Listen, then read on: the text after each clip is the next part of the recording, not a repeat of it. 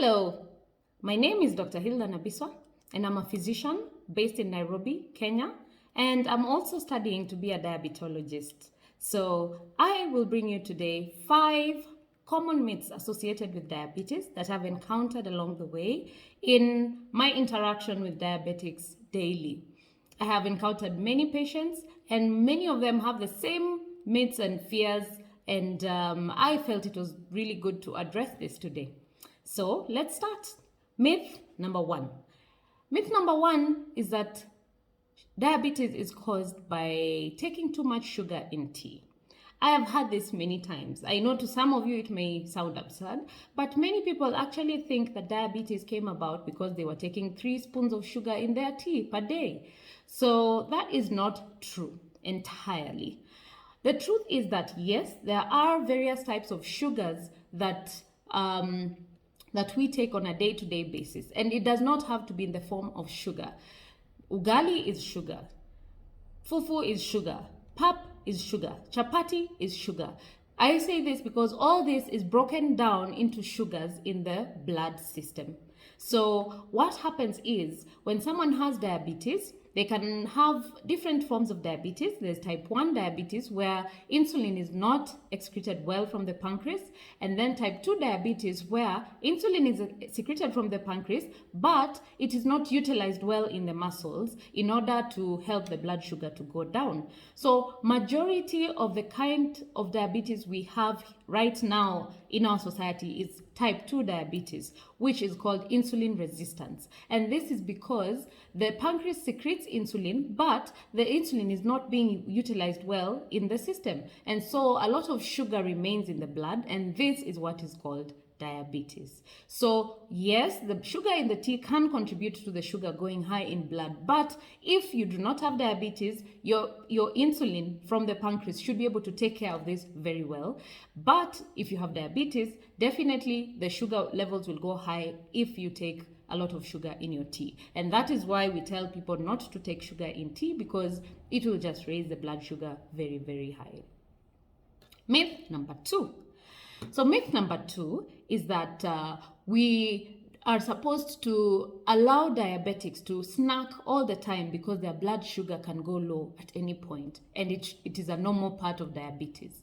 So what I mean is there are some diabetics who keep on snacking and think that it is part of diabetes to keep on snacking because the sugar will go low. So the truth is that once you have low blood sugar because of certain medications, then there is an important adjustment that has to be made to those medications, because it means that there is something about the medicines that is making them to bring the sugar levels too low, and therefore they can be adjusted. Whether they are oral medicines or insulin, it does not matter, but low blood sugar kills, and it is dangerous, guys. So you have to make sure that blood sugar levels are within a certain range, but once they start going too low, and usually the figure is less than 4, once the blood sugar is consistently less than 4, it's very important to go to your nearest doctor, your nearest GP, and find out what is going on, whether the medicines can be adjusted accordingly. So yes, you should always know as a diabetic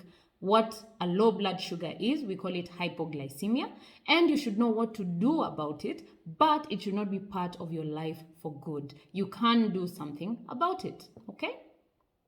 Myth number 3. So myth number 3 is that a diabetic should not exercise because it will make their blood sugar to go low, Well, that is not true.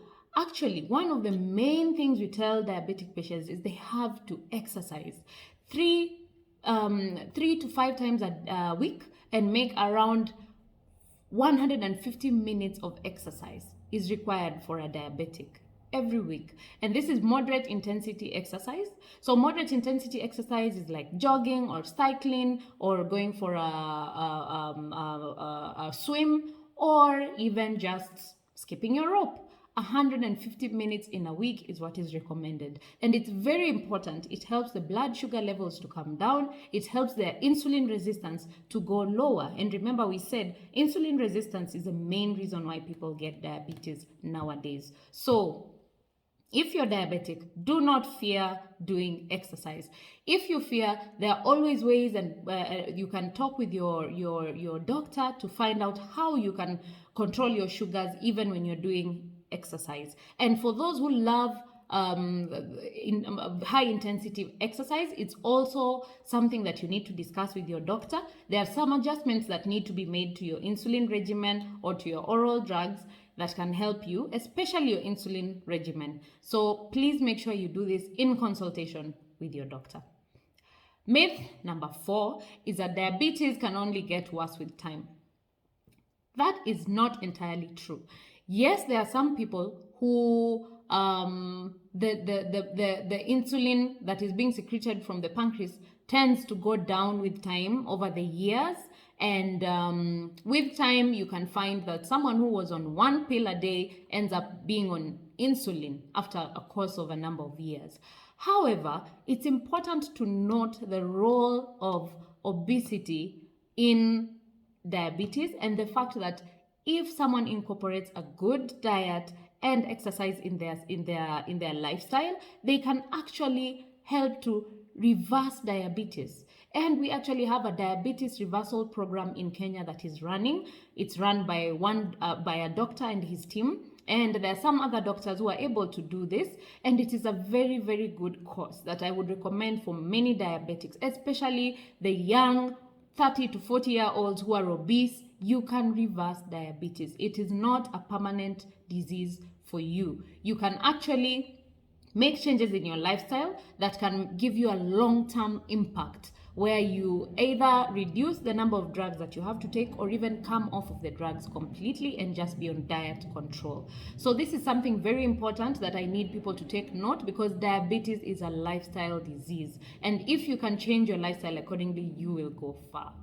Myth number 5 is that erectile dysfunction in diabetes has no treatment. Well, I cannot tell you the number of diabetic men I have treated who have erectile dysfunction, and they think that it is part of life.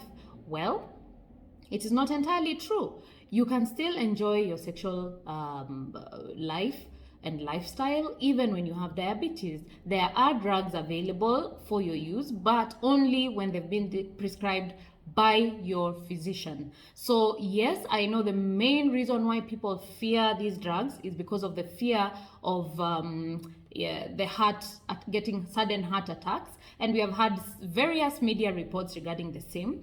However, it does not mean that someone should not enjoy their life just because they're diabetic. So I would encourage all men with erectile dysfunction who are diabetics to get in touch with their physicians, and they can get some options availed to them, and from there they can see whether their life can improve.